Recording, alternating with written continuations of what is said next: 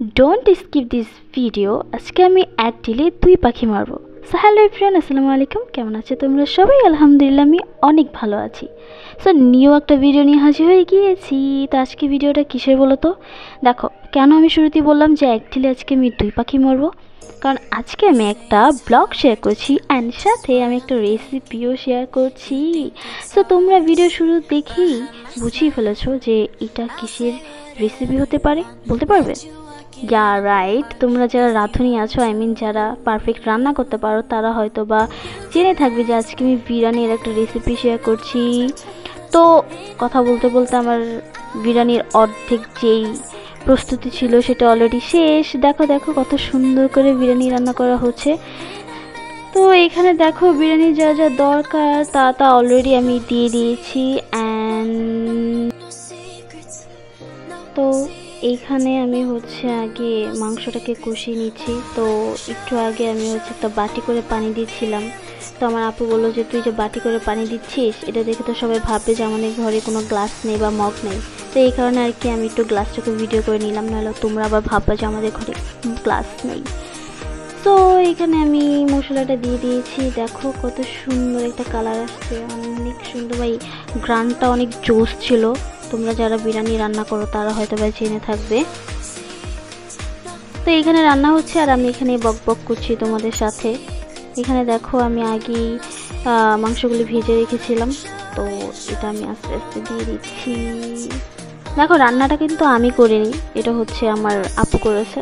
তো সে করছে আর আমি জাস্ট ভিডিও করছি।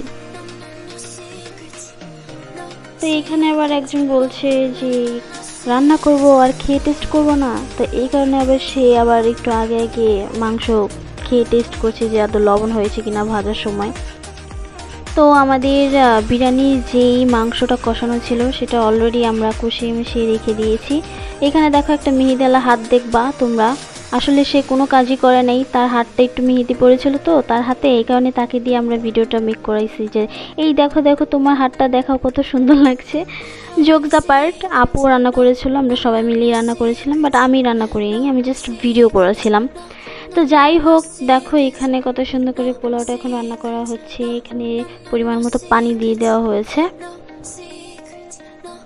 এখানে আমি দুধ নিয়েছিলাম, তো এইখানে আস্তে আস্তে করে দুধটা ঢেলে দিলাম আর যতটুকু প্রয়োজন পরিমাণ মতোই দিয়েছি, একটু বেশি বা কমও দেওয়া হয়নি। তো এই দুধ দেওয়ার পর এখানে আমরা যে মশলাটা ছিল তো সেটা নেক্সটে পুরোটাই আমরা দিয়ে দিচ্ছিলাম।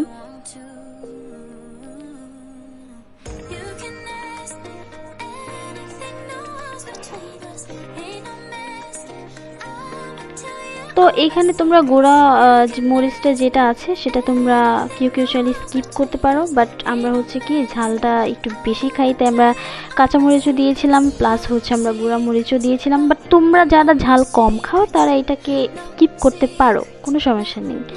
আমি জাস্ট দেখানোর জন্য দেখিয়ে দিলাম, বাস এইটাই।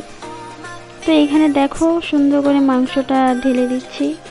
এরপরে দেখবে কত সুন্দর একটা কালার আসছে, মানে কালারটা দেখে জিভে জল এসে পড়েছিল যে এতটা ইয়াম্মি হয়েছে বিরিয়ানিটা।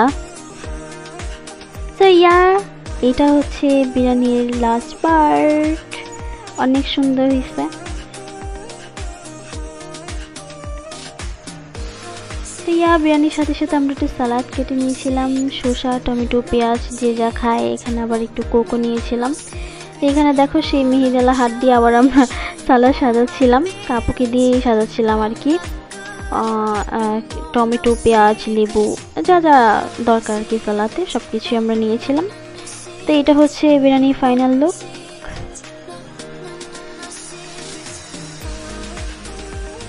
এরপরে খাওয়ার পালা, রান্না বান্নার তো করা শেষ। এরপরে আমরা খাচ্ছিলাম সবাই মিলে। তো এখানে একজন আবার কোক খুলছিল, কোক খুলে সবার গ্লাসে গ্লাসে ঢেলে দিচ্ছিল। তো তোমরা কারা কারা বিরিয়ানি পছন্দ করো তারা কমেন্ট বক্সে এসে অবশ্যই কমেন্ট করে যাবে যে আপু আমিও বিরিয়ানি পছন্দ করি। অ্যান্ড এখানে যদি কোনো কিছু স্কিপ পড়ে যায় প্লিজ তোমরা এসে বলে যাবে যে এটা দেওয়া দরকার ছিল বা এটা আরেকটু এটা হওয়ার দরকার ছিল। তো আমি নেক্সটে ট্রাই করবো যে ভালো একটা ভিডিও মেক করার জন্য। তো আল্লাহ হাফিজ।